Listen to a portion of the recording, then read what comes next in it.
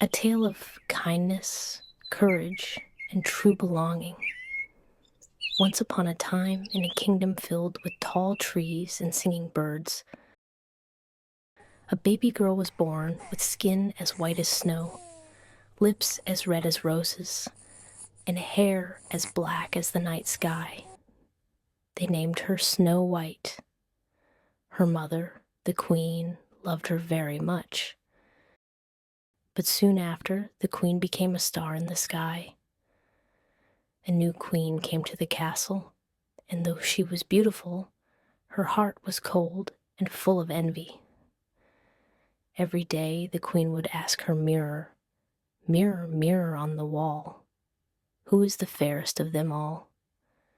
And the mirror would answer, "You are my queen, for now." But one day the mirror whispered back, "Snow White has grown with kindness and beauty in her heart. She is the fairest now." The queen's face turned pale. Her heart beat faster and colder. Furious with jealousy, the queen sent Snow White deep into the forest. The trees grew taller and the shadows darker, but instead of giving up, Snow White ran and ran.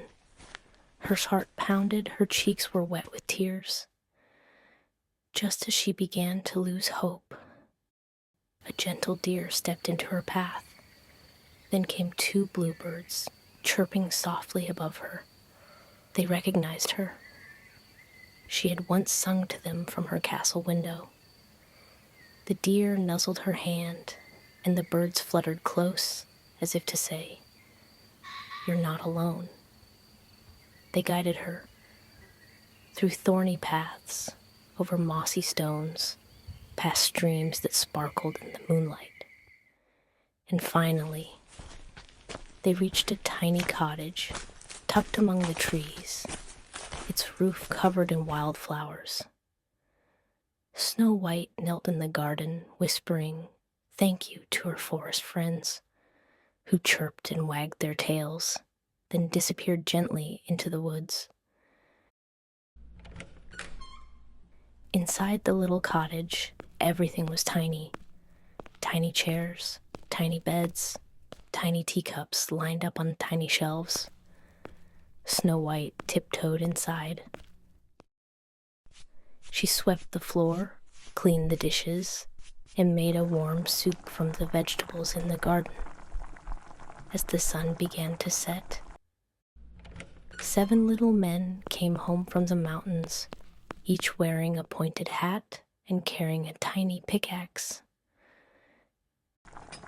At first they were surprised. "Who's been sitting in my chair? Who's been stirring my soup?" But when they saw Snow White, they paused. Her kind eyes, her gentle smile, they felt no fear. "I didn't mean to intrude," Snow White said softly. "I was lost and tired. I can leave if you want." But the littlest one stepped forward and shook his head. "Number, you can stay." The others nodded. And just like that, Snow White found a new home. They shared meals, told bedtime stories, and sang songs while sweeping the floors. The dwarfs worked hard in the mountains, and Snow White kept the cottage warm and bright. Though her heart still missed the castle, she laughed again. For the first time in a long while, she felt safe and loved. Snow White was welcomed into the little cottage. She cooked, cleaned, and laughed alongside the 7 dwarfs.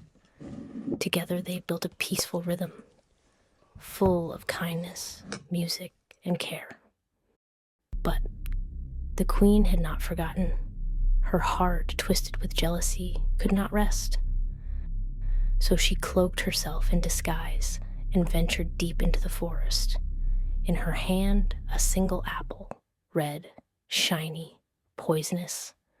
Just a taste, she cooed to Snow White. Snow White, trusting and gentle, took a bite. and the world turned silent. Birds stopped singing, the wind stilled, the forest held its breath, and Snow White fell. The 7 friends wept. They built her a crystal bed, surrounded by wildflowers, stars, and whispered songs. Time passed. The world moved on, but they stayed by her side. One day, a kind prince passed through. He had heard of a girl who loved with her whole heart. When he saw her, silent, sleeping, still, he felt it. Not a fairy tale kiss, but a quiet promise. "I'll keep you safe," he whispered. "No more running, no more fear." And just then, her eyes opened. Snow White looked at the trees and smiled. She saw her friends. She felt the sun. She breathed the forest air again. The curse was gone. The fear had passed, and her life began anew, with joy, trust, and a home of her own choosing. Every night, beneath the same stars that once watched over her, she'd whisper, "Thank you for guiding me home."